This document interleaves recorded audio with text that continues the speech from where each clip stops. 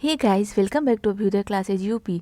तो आज की इस वीडियो में हम आपके लिए लेकर आए हैं असाइनमेंट वर्क, जो कि हमारा है पदार्थ विज्ञान शिक्षण से।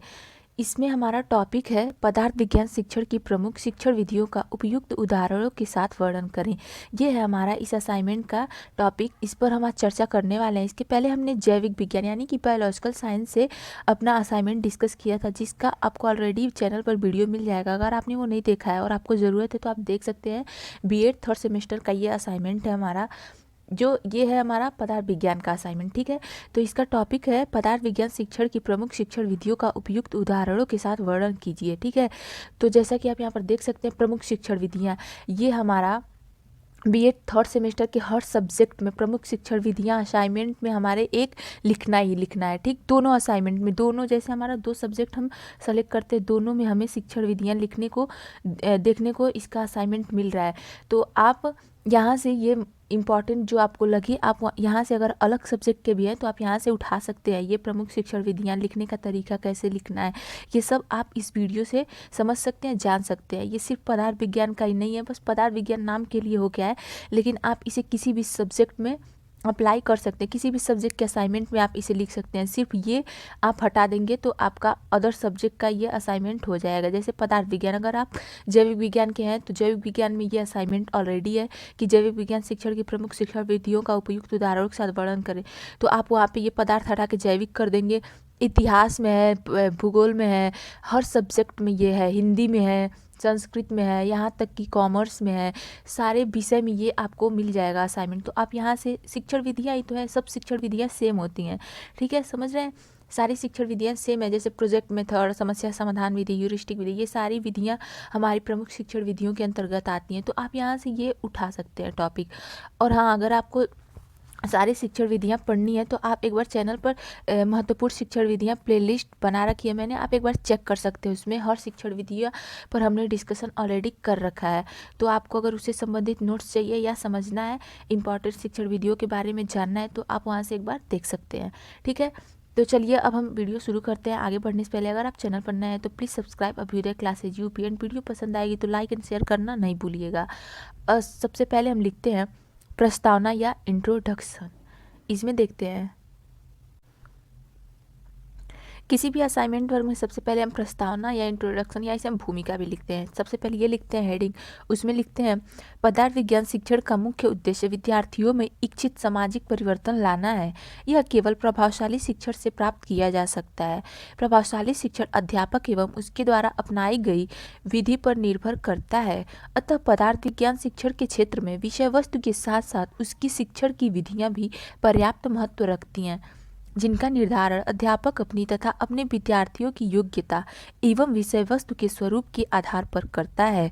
इस प्रकार इन विधियों के माध्यम से अध्यापक विषय वस्तु के ज्ञान के साथ साथ विद्यार्थियों को पदार्थ विज्ञान से संबंधित अधिगम अनुभव भी प्रदान करता है।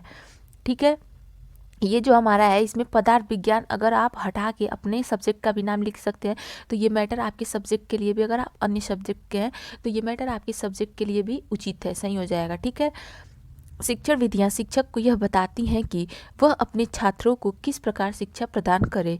अतः सत्य है कि जिस प्रकार से सत्य मार्ग के अभाव में व्यक्ति निर्दिष्ट स्थान पर नहीं पहुंच सकता, उसी प्रकार उचित शिक्षण विधि के अभाव में विद्यार्थी को सही ज्ञान नहीं दिया जा सकता। जैसा कि इस कोटेशन से ही स्पष्ट है कि जिस प्रकार सत्य के मार्ग पे चलने के लिए सत्य का अभाव हो जाता है और व्यक्ति अपने असली जगह पे जहाँ उसे जाना है वहाँ नहीं पहुँच पाता है, उसी प्रकार अगर हम उत्तम शिक्षण विधि का प्रयोग नहीं करते हैं, शिक्षक उत्तम शिक्षण विधि का प्रयोग नहीं करते हैं, तो विद्यार्थी को सही ज्ञान नहीं दिया जा सकता है। ठीक है, इसका यही तात्पर्य है। अर्थात किसी भी विषय के अध्ययन के लिए शिक्षण विधियों का होना अति आवश्यक है। किसी भी विषय के अध्ययन के लिए, जैसा कि अभी हमने ऊपर ही बोला, किसी भी विषय के अध्ययन के लिए शिक्षण विधि अत्यंत ही महत्वपूर्ण कार्य करती है। ठीक है, शिक्षण विधियों के माध्यम से विषय का ज्ञान सरलता, सहजता व रुचिकर ढंग से प्रस्तुत कर सुनिश्चित उद्देश्यों की प्राप्ति सहज तरीके से प्राप्त की जा सकती है। ठीक है, यानी कि जब शिक्षण विधियों का हम विभिन्न प्रकार की शिक्षण विधियाँ अप्लाई करते हैं अपने शिक्षण कार्य में, तो हम अपने उद्देश्य को सहजता से, बहुत ही सरलता से प्राप्त कर सकते हैं। ओके, अब हम हेडिंग लिखेंगे शिक्षण विधियाँ या इनकी अर्थ एवं परिभाषा। तो हेडिंग लिखते हैं शिक्षण विधियां, अर्थ एवं परिभाषा। इसमें देखते हैं शिक्षण विधि से तात्पर्य शिक्षक द्वारा निर्देशित ऐसी क्रियाओं से है जिनके परिणाम स्वरूप छात्र कुछ सीखते हैं। इस प्रकार शिक्षण विधि अनेक क्रियाओं का एक पुंज है। ठीक है, शिक्षण विधि अनेक क्रियाओं का एक क्या है, पुंज है। यह एक ऐसी प्रक्रिया है जिसके परिणाम स्वरूप छात्र कुछ ज्ञानार्जन करता है। अतः जिस ढंग से शिक्षक शिक्षार्थी को ज्ञान प्रदान करता है उसे शिक्षण विधि यानी कि टीचिंग मेथड कहा जाता है या कहते हैं। ठीक है, तो हमारी जो शिक्षण विधियां हैं ये बहुत सारी क्रियाओं का एक पुंज है और यह एक ऐसी प्रक्रिया जिसके परिणाम स्वरूप छात्र मतलब कि कुछ ज्ञान अर्जन करते हैं, कुछ उन्हें ज्ञान की प्राप्ति होती है इसके माध्यम से। ओके, शिक्षण विधि का महत्व किसी विषय के शिक्षण में वही महत्व है जो किसी निर्दिष्ट स्थान तक पहुंचने के लिए मार्ग होता है। एक सैनिक को जिस प्रकार विभिन्न अस्त्र शस्त्रों का ज्ञान होना आवश्यक है उसी प्रकार उसे उन अस्त्र शस्त्रों के प्रयोग की विधि से अवगत होना भी आवश्यक है। इसी प्रकार शिक्षक को विषय वस्तु और पद्धति दोनों का ज्ञान होना अत्यंत आवश्यक है या आवश्यक होना चाहिए।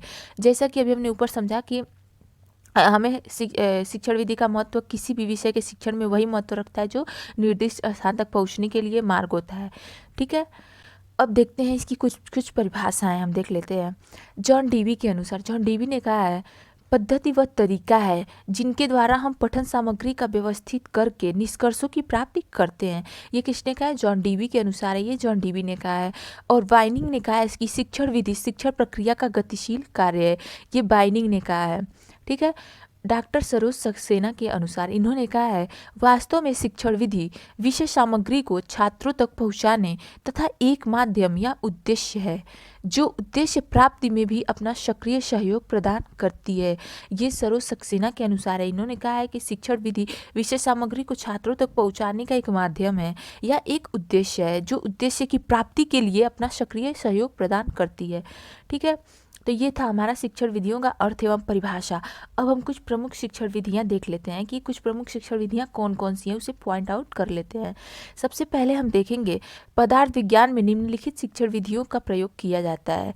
पदार्थ विज्ञान और अन्य भी सब्जेक्ट में ये सारी शिक्षण विधियां अपनाई जाती है तथा अप्लाई करी जाती है। ओके, सबसे पहला देखते हैं प्रायोजना या परियोजना विधि।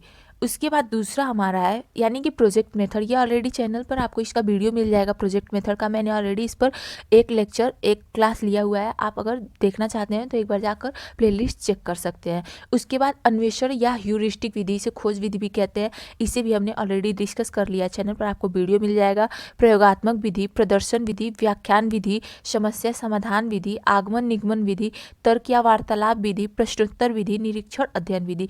ये प्रायोजना विधि या परियोजना विधि या प्रोजेक्ट मेथड, ह्यूरिस्टिक विधि, व्याख्यान विधि, समस्या समाधान, मस्तिष्क उद्वेलन विधि आदि, इन सब पे वीडियो आपको ऑलरेडी चैनल पर मिल जाएगा। अभी ये सारे इस पर वीडियो अभी जारी है, कोशिश की इस पर भी जल्द ही वीडियो आ जाए, बाकी सारे शिक्षण विधियों पर भी। ठीक है, तो उसके लिए आपको चैनल को सब्सक्राइब करना पड़ेगा। तो अगर आपने अभी तक नहीं किया तो प्लीज़ जाकर एक बार चैनल को सब्सक्राइब जरूर कर दीजिएगा। अब देखते हैं हम यहाँ पे सबसे पहला लिखेंगे इसमें योजना विधि। अभी हमने ऊपर समझा प्रमुख शिक्षण विधियां कौन कौन सी हैं। अब एक एक को ज़्यादा हो जाएगा, इसीलिए इसमें से इम्पॉर्टेंट 2-3 शिक्षण विधियों को हम लिखेंगे और डिस्कस करेंगे, उस पर चर्चा करेंगे। सबसे पहला है प्रोजेक्ट मेथड या योजना विधि, या इसे परियोजना या प्रायोजना विधि भी कहते हैं। इसको देखते हैं। यह विधि प्रयोजनवादी दार्शनिक जॉन डीवी के शिष्य एवं महान शिक्षा शास्त्री विलियम किलपैट्रिक महोदय ने प्रस्तुत किया तथा इस विधि का नाम परियोजना या प्रायोजना विधि रखा। किलपैट्रिक महोदय ने अपने शोध पत्र के माध्यम से सन 1918 में इस विधि से संबंधित अपने विचारों को प्रस्तुत किया। इस विधि के अंतर्गत किलपैट्रिक महोदय ने छात्रों की रुचि, पाठ्यक्रम की आवश्यकताओं और समस्या समाधान तथा अधिगम एवं व्यवहार पर विशेष बल दिया। इस विधि के प्रतिपादक कौन है, अगर पूछता है ऑब्जेक्टिव टाइप क्वेश्चन में, तो आप उसे ध्यान में रखेंगे कि विलियम किलपैट्रिक इस विधि के प्रतिपादक हैं। ये इंपॉर्टेंट काफ़ी बन जाता है हमारा योजना विधि, क्योंकि ये करके सीखने पर आधारित विधि है तथा जिससे ज्ञान अस्थायी हो जाता है बच्चों का। और ये एक मनोवैज्ञानिक विधि भी है, इसे हम नहीं भूलेंगे, ये काफ़ी इंपॉर्टेंट विधि है हमारी। ओके, अब देखते हैं किलपैट्रिक महोदय के अनुसार कुछ परिभाषाएं देखते हैं। किलपैट्रिक महोदय के अनुसार पहला है, प्रायोजना वह सहृदय उद्देश्यपूर्ण कार्य होता है जो पूरी संलग्नता के साथ सामाजिक वातावरण में किया जाता है। ये किसने कहा है? ये किलपैट्रिक महोदय, जो कि ऑलरेडी हमारे प्रोजेक्ट मेथड के प्रतिपादक हैं, उन्होंने कहा है। ठीक है, अब देखते हैं पार्कर के अनुसार, फिर देखेंगे बेलाउड के अनुसार। पार्कर ने कहा है, प्रोजेक्ट कार्य की एक इकाई है जिसमें छात्रों को कार्य की योजना और संपन्नता के लिए उत्तरदायी बनाया जाता है। ये पार्कर ने कहा है। तथा बेलार्ड ने कहा है, प्रोजेक्ट यथार्थ जीवन का एक भाग है जो विद्यालय में प्रदान किया जाता है। ठीक है, ये बेलार्ड ने कहा है। ओके, इतना क्लियर है। आई होप जितना आपको बताया जा रहा हो वो आपको समझ में आ रहा हो। ये आपके सब्जेक्टिव के लिए भी, ये सिर्फ असाइनमेंट वर्क ही मत समझ के इसको चलिएगा कि आप इसे स्किप करके स्क्रीनशॉट रखेंगे। ये देखिए, ये जो है हमारा वो सब्जेक्टिव के लिए अगर आप समझते हैं तो सब्जेक्टिव के साथ साथ ऑब्जेक्टिव के लिए भी काफ़ी हेल्पफुल होगा ये आपके लिए। ठीक है, इसीलिए मैं इस पर चर्चा कर रही हूँ। ओके, अब हम देखते हैं आगे योजना विधि के सोपान या चरण कौन कौन से हैं। इसको हम देखेंगे स्टेप्स ऑफ प्रोजेक्ट मेथड। ठीक है, ऐसे लिखेंगे तो ज़्यादा बेटर रहेगा, ज़्यादा अच्छा दिखता है ऐसे लिखने पर। ओके, इसीलिए हम ऐसे लिखते हैं। सबसे पहला इसमें लिखेंगे समस्या का चयन, दूसरा समस्या का चुनाव व स्पष्टीकरण, तीसरा समस्या समाधान की योजना, चौथा योजना को क्रियान्वित करना तथा उसके बाद योजना का मूल्यांकन, और आखिरी में हमारा होता है योजना का आलेखन तैयार करना यानी कि रिपोर्ट तैयार करना। ये है हमारे प्रोजेक्ट मेथड का स्टेप्स यानी कि सोपान या चरण। ओके, अब हम देखते हैं प्रोजेक्ट मेथड यानी कि योजना विधि के गुण कौन कौन से हैं। योजना विधि के गुण, यह बाल केंद्रित विधि है। जैसा कि अभी हमने ऊपर समझा, यह बाल केंद्रित और मनोवैज्ञानिक विधि है। इसमें छात्र स्वयं करके सीखते हैं, स्वयं करके सीखने पर आधारित विधि है। तो पहला पॉइंट है हमारा, यह बाल केंद्रित विधि है। दूसरा, यह मनोवैज्ञानिक नियमों तथा सिद्धांतों पर आधारित है। तीसरा, इस विधि द्वारा छात्रों में करके सीखने तथा अनुभव द्वारा सीखने के गुणों का विकास होता है। अभी हमने ऊपर बताया था ये आपको। चौथा, इस विधि द्वारा अर्जित ज्ञान अधिक अस्थायी तथा दीर्घकालिक होता है। ये भी अभी हमने ऊपर जस्ट ऊपर ही समझा था कि जब छात्र स्वयं करके सीखते हैं तो वो ज्ञान अस्थायी हो जाता है और दीर्घकालिक होता है, क्योंकि वो स्वयं करे रहते हैं, उन्हें पता रहता है, तो वो अस्थायी होता है और दीर्घकालिक होता है। पांचवा पॉइंट है हमारा, इस विधि द्वारा छात्रों में वैज्ञानिक तथा खोजपूर्ण दृष्टि का विकास होता है। तथा आखिरी पॉइंट है हमारा, इस विधि द्वारा छात्रों में रचनात्मक तथा सृजनात्मक योग्यताओं का विकास एवं आत्म अनुशासन विकसित किया जाता है। ये थे हमारे प्रोजेक्ट मेथड यानी कि योजना विधि के गुण। अब हम इसके दोष या सीमाएं भी देखते हैं, क्योंकि गुण है तो थोड़ी सी दोष और सीमाएं तो होंगी। तो देखते हैं सीमाएं या दोष। इसमें पहला पॉइंट है हमारा, इस विधि द्वारा शिक्षण करने में समय, धन तथा श्रम अधिक लगता है। ठीक है, विषय के प्रत्येक प्रकरण को इस विधि के माध्यम से पढ़ाना संभव नहीं है तथा इस विधि पर आधारित पाठ्यपुस्तकों तथा अन्य शिक्षण सामग्री का अभाव है तथा कक्षा विशेष के संपूर्ण पाठ्यक्रम को निर्धारित समय में पूरा किया जाना इस विधि के माध्यम से संभव नहीं है। और आखिरी पॉइंट है हमारा, इस विधि द्वारा शिक्षण करने से विद्यालय की प्रतिदिन की समय सारणी भी प्रभावित होती है। ये थी हमारी योजना विधि के गुण तथा दोष। अब हम देखते हैं अपना दूसरा विधि जो हमारा इंपॉर्टेंट विधि है, ह्यूरिस्टिक विधि यानी कि अन्वेषण या खोज विधि। इसे हम अन्वेषण या खोज विधि भी कहते हैं और इसकी वीडियो आपको ऑलरेडी चैनल पर मिल जाएगी। लेक्चर इसकी ऑलरेडी मैंने वीडियो अपलोड कर रखी है। इसमें देखते हैं, इस विधि को खोज विधि या स्वयं ज्ञान विधि के नाम से भी जानते हैं तथा अमेरिकन शिक्षाविद आर्मस्ट्रांग को इस विधि का जन्मदाता माना जाता है।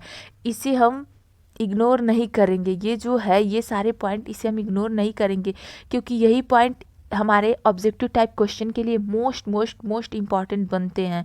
ठीक है, तो इसे हम इग्नोर नहीं करेंगे। इसके प्रतिपादक कौन है या जन्मदाता? आर्मस्ट्रांग हैं।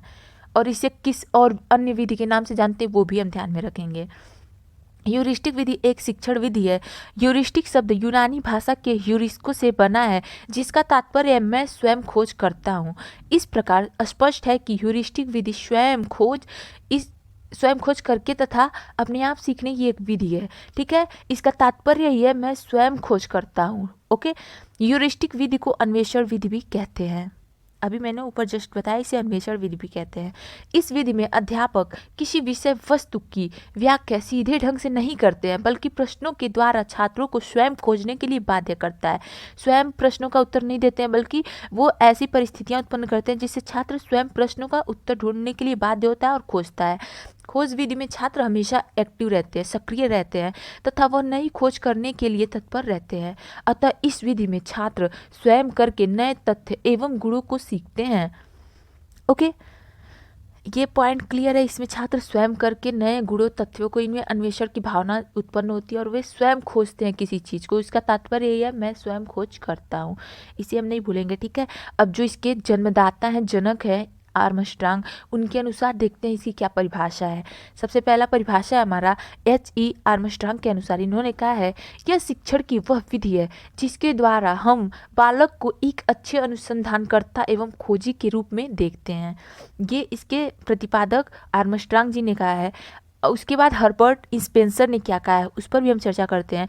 इन्होंने कहा है, बालक को कम से कम बताया जाए तथा अधिक खोजने के लिए प्रोत्साहित किया जाए। ये हर्बर्ट स्पेंसर ने कहा है कि बालक को कम बताया जाए तथा अधिक खोजने के लिए उन्हें प्रोत्साहित किया जाए। अब देखते हैं ह्यूरिस्टिक विधि के कौन कौन से गुण हैं तथा कौन कौन से दोष हैं। इन दोनों पे चर्चा करेंगे। उसके बाद हम देखेंगे हमारा समस्या समाधान विधि। ओके, तो सबसे पहले देखते हैं ह्यूरिस्टिक विधि के गुण। सबसे पहला पॉइंट है इसमें हमारा, यह विधि मनोवैज्ञानिक तथ्यों पर आधारित है तथा दूसरा, यह विधि तर्क, निर्णय, कल्पना, चिंतन आदि का उपयुक्त अवसर प्रदान करता है जिससे बालक के मानसिक विकास की प्रक्रिया में तीव्रता बनी रहती है। तथा ह्यूरिस्टिक विधि करके सीखने पर आधारित विधि है। जैसे कि अभी हमारा प्रोजेक्ट मेथड करके सीखने पर आधारित था, उसी प्रकार हमारा ह्यूरिस्टिक विधि भी करके सीखने पर आधारित विधि है। क्योंकि जब छात्र, ये मनोवैज्ञानिक विधि है, इसमें छात्र स्वयं करके सीखते हैं, उनका ज्ञान अस्थायी होता है। मनोविज्ञान हमारा मानता है कि हमारा जो शिक्षा होना चाहिए वो बाल केंद्रित होना चाहिए, उसमें बालक का ही मुख्य स्थान होना चाहिए तथा वह बालक करके और खुद के अनुभवों द्वारा, खुद के रुचियों, रुझानों, अभिरुचियों, योग्यताओं, क्षमताओं के द्वारा सीखें, ठीक है। तो यह ह्यूरिस्टिक विधि हमारा करके सीखने पर आधारित विधि है। चौथा पॉइंट है हमारा, यह विधि छात्रों में वैज्ञानिक दृष्टिकोण का विकास करती है। जैसा कि अभी ऊपर हमने समझा कि इसका तात्पर्य ये, मैं स्वयं खोज करता हूँ। इसमें छात्र खुद खोज करते हैं, खुद के चिंतन मनन, खुद के सूझ से समस्या या अपने प्रश्नों का हल या उसका उत्तर ढूंढते हैं। तो इसमें वैज्ञानिक दृष्टिकोण का विकास होता है। यह विधि अन्य विधियों की अपेक्षा सरल एवं कम समय लेने वाली होती है। तथा छठा पॉइंट है हमारा, इस विधि का प्रयोग करने से छात्र को विषय का वास्तविक ज्ञान होता है, समस्या का चयन एवं उसका हल भी आसानी से किया जा सकता है। और आखिरी पॉइंट है हमारा, सातवां पॉइंट, इस विधि में छात्र एक्टिव रहते हैं, यानी कि छात्र सक्रिय रहता है और क्रियाशीलता का सिद्धांत लागू होता है। तो ये था हमारा ह्यूरिस्टिक विधि का गुण। अब हम देखेंगे ह्यूरिस्टिक विधि के कुछ दोष देख लेते हैं, ठीक है। हेडिंग लिखेंगे ह्यूरिस्टिक विधि के दोष। पहला देखते हैं पॉइंट इसमें, यह विधि छोटे कक्षा के विद्यार्थियों के लिए अनुपयुक्त है, ठीक है। यह विधि सामान्य बुद्धि के विद्यार्थियों के लिए भी अनुपयुक्त है तथा पाठ्यक्रम के सभी विषयों का शिक्षण इस विधि से असंभव, यानी कि पाठ्यक्रम के सभी विषयों को हम इस विधि के माध्यम से नहीं पढ़ा सकते हैं और ये धीमी तथा लंबी प्रक्रिया है। अतः इस विधि में समय एवं शक्ति का दुरुपयोग होता है। पांचवा पॉइंट है हमारा, इस विधि हेतु विशेष पाठ्य पुस्तकों की आवश्यकता होती है तथा इसके लिए योग्य एवं सुप्रशिक्षित शिक्षकों की भी आवश्यकता होती है, जो कि संभव नहीं है। अब हम देखते हैं हमारा थर्ड जो इम्पोर्टेंट शिक्षण विधि है, समस्या समाधान मेथड, यानी कि प्रॉब्लम सॉल्विंग मेथड, समस्या समाधान विधि है हमारा। इसमें मैंने 3 शिक्षण विधियों पर चर्चा किया हुआ है। 3 शिक्षण विधियां मैंने लिखी है, प्रोजेक्ट मेथड, ह्यूरिस्टिक मेथड तथा प्रॉब्लम सॉल्विंग मेथड। इसमें से आप कोई 2 भी लिख सकते हैं, उसमें कोई बड़ी बात नहीं। आप कोई अपने असाइनमेंट में कोई 2 भी शिक्षण विधि लिखेंगे तो भी चलेगा, मैंने बस 3 लिखा हुआ है। ओके, तो इसमें देखते हैं समस्या समाधान विधि का प्रयोजनवाद के फलस्वरूप हुआ है इसका जन्म। अगर आप इसमें से 2 भी लिखते हैं तो कोई दिक्कत नहीं है, तो आप देख सकते हैं आपको जो पसंद आए इन तीनों में से आप उसमें से 2 लिख सकते हैं। ओके, इसका जन्म कब हुआ था? प्रयोजनवाद के फलस्वरूप हुआ था। यह शिक्षा की उच्च स्तरीय विधि है क्योंकि इसके द्वारा ज्ञानात्मक उद्देश्य के विश्लेषण, संश्लेषण तथा मूल्यांकन स्तरों को प्राप्त करने का प्रयास किया जाता है और इसमें शिक्षक केवल पथ प्रदर्शक का कार्य करता है, यानी कि शिक्षक जो होता है इसमें गाइड की भूमिका बस निभाता है। वो समस्या बच्चों को देगा, बच्चे उसका समाधान निकालेंगे, शिक्षक पथ प्रदर्शक का काम करेगा, गाइड का काम करेगा, वो सोल्यूशन नहीं बताएगा। बच्चों को ढूंढना, यानी कि विद्यार्थियों या छात्रों को सोल्यूशन खुद ढूंढना है, उसका समाधान समस्या का खुद निकालना है। अर्थात समस्या का समाधान करने के लिए छात्रों की सहायता करता है जिससे छात्र स्वयं की समस्या का समाधान कर सके। ओके, इसमें कुछ परिभाषा देख लेते हैं हम। जैसे गैने के अनुसार इम्पॉर्टेंट एक परिभाषा है हमारा, समस्या समाधान घटनाओं का ऐसा समूह है जिससे मानव की विशिष्ट उद्देश्यों की उपलब्धि के लिए अधिनियमों अथवा सिद्धांतों का उपयोग करता है। ये था हमारा गैने के अनुसार समस्या समाधान विधि की परिभाषा। अब हम देखते हैं कि समस्या समाधान विधि के उद्देश्य कौन से हैं। इसके बाद हम चर्चा करेंगे इसके सोपान पर कि समस्या समाधान विधि के कौन कौन से सोपान है। उसके पहले हम देख लेते हैं इसका उद्देश्य क्या होता है। सबसे पहला पॉइंट है हमारा, इस विधि के माध्यम से छात्रों के अंदर आलोचनात्मक चिंतन की प्रवृत्ति, सृजनात्मकता के गुण, शोध की योग्यता, मौलिक चिंतन की योग्यता आदि का विकास होता है तथा छात्रों में पूछताछ की प्रवृत्ति का विकास करना, जिससे वह स्वयं के समक्ष आई समस्या के बारे में खोज कर उसका समाधान कर सकें। तीसरा पॉइंट है हमारा, छात्रों में समस्या के समाधान की क्षमता का विकास करना ताकि वह अपने जीवन काल में स्वयं के समक्ष आने वाली समस्याओं का विधिवत समाधान कर सकें। और आखिरी उद्देश्य का समस्या समाधान विधि के उद्देश्य का पॉइंट जो हमारा है वह है छात्रों में वैज्ञानिक दृष्टिकोण का विकास करना ताकि वह स्वयं के समक्ष आई समस्याओं का वैज्ञानिक रूप से समाधान कर सके। ये थे हमारे समस्या समाधान विधि के कुछ उद्देश्य। अब हम इसके सोपान पर चर्चा करते हैं, इसके स्टेप्स के बारे में। हेडिंग यहाँ पर देख सकते हैं, ऐसे लिखेंगे, steps of problem solving method. इसमें पहला है हमारा समस्या का चयन, दूसरा समस्या का प्रस्तुतिकरण, परिकल्पना का निर्माण, प्रदत्तों का संकलन यानी डाटा कलेक्शन, प्रदत्तों का विश्लेषण तथा आखिरी होता है हमारा निष्कर्ष। ये हमारे समस्या समाधान विधि के स्टेप्स। इसे आप स्क्रीनशॉट लेंगे, फिर हम साथ में आगे बढ़ेंगे। ओके, हो गया। अब हम आगे देखते हैं, समस्या समाधान विधि के गुण देख लेते हैं कुछ, फिर दोष देख लेते हैं और उसके बाद हम निष्कर्ष पे आते हैं अपने। अब देखते हैं समस्या समाधान विधि के गुण में पहला पॉइंट है हमारा, यह विधि हमें समस्या समाधान करना सिखाती है तथा जीवन की समस्याओं को हल करने योग्य बनाती है। दूसरा, इस विधि में व्यक्तिगत शिक्षण तथा कक्षा शिक्षण दोनों संभव है। यह विधि छात्रों की चिंतन, मनन एवं विश्लेषण शक्ति का पर्याप्त विकास करती है तथा यह विधि व्यक्तिगत विभिन्नताओं पर आधारित होने के कारण मनोवैज्ञानिक है। और इस विधि में जो होता है, इस विधि से छात्र मूल्यांकन एवं निष्कर्ष निकालने की प्रक्रिया से भी परिचित होते हैं। ये हमारे समस्या समाधान विधि के गुण। अब हम देखेंगे इसके दोष कौन कौन से हैं। इसके दोष पर एक बार चर्चा करते हैं। पहला पॉइंट उसमें हमारा, इसमें समय व शक्ति दोनों का अपव्यय होता है, यानी कि दोनों खर्च होता है हमारा। कम बुद्धिलब्धि वाले छात्रों के लिए यह विधि अनुपयुक्त है तथा यह विधि छोटी कक्षाओं के लिए अनुपयुक्त है, क्योंकि बच्चों का इतना मानसिक विकास नहीं हुआ है, कम बुद्धिलब्धि वाले या छोटे बच्चों का, जो समस्या का समाधान ढूंढ सके या कर सके या उसके बारे में चिंतन मनन कर सके, सोच विचार कर सके। ओके, तीसरा पॉइंट है, इस विधि में अप्रत्यक्ष रूप से शिक्षकों पर अधिक भार पड़ने लगता है तथा चौथा पॉइंट, इस विधि के द्वारा सभी विषयों का शिक्षण कार्य नहीं किया जा सकता है। ओके, इस विधि के प्रयोग के लिए योग्य शिक्षकों की आवश्यकता होती है। ये थे हमारे समस्या समाधान विधि के दोष। अब हम देखेंगे इसका निष्कर्ष। इस असाइनमेंट का आखिरी जो हमारा पड़ाव होता है वह निष्कर्ष होता है, क्योंकि अगर निष्कर्ष ही नहीं आया तो असाइनमेंट या कोई भी कार्य हमारा हम करते हैं तो उसका एक नहीं कोई ना कोई निष्कर्ष निकल के आना चाहिए। अगर नहीं आता है तो वो कार्य मतलब सफल नहीं हुआ है हमारा, इसीलिए निष्कर्ष पे आते हैं, निष्कर्ष लिखते हैं। ठीक है, आई होप ऊपर अभी तक जो भी बताया गया आपको समझ में आया हो। आपके सब्जेक्टिव के लिए भी वो इम्पॉर्टेंट सिर्फ असाइनमेंट लिखने के लिए इम्पॉर्टेंट नहीं है, बल्कि सब्जेक्टिव के लिए भी इम्पॉर्टेंट है और ऑब्जेक्टिव टाइप क्वेश्चन के लिए भी है। तो आई होप उसे आपने सही से समझा हो, आपको समझ में आया हो। अगर आपको कोई भी दिक्कत होती है तो आप कमेंट बॉक्स में एक बार लिख के बता सकते हैं। मैं पूरी कोशिश करूँगी कमेंट बॉक्स चेक करूँ और आपकी समस्या का समाधान करूँ। ठीक है, तो देख लेते हैं इसका क्या निष्कर्ष आया हमारे पास। निष्कर्ष, शिक्षण विधियों का उपयोग प्राचीन काल से किया जा रहा है। मनुस्मृति में स्पष्ट उल्लेख किया गया है कि वेदों की पढ़ाई में प्रश्नोत्तर तथा व्याख्यान प्रणालियों का प्रयोग होता था। ठीक है, पदार्थ विज्ञान शिक्षण में शिक्षण विधियों का विशेष महत्व है। शिक्षण विधियों का निर्धारण विषय वस्तु के स्वरूप, विद्यार्थियों की योग्यता तथा अध्यापक की क्षमताओं के अनुरूप किया जाता है। शिक्षण विधियों के सही उपयोग द्वारा अध्यापक विषय वस्तु के ज्ञान के साथ साथ विद्यार्थियों को विषय से संबंधित अधिकतम अनुभव भी प्रदान करता है। ओके, अतः यह कहा जा सकता है कि शिक्षण विधि के द्वारा शिक्षक कठिन से कठिन प्रत्ययों यानी कि कॉन्सेप्ट को भी सरल, सरस एवं बोधगम्य बना सकता है। अतः शिक्षक के लिए शिक्षण विधियों की जानकारी अत्यंत ही आवश्यक है।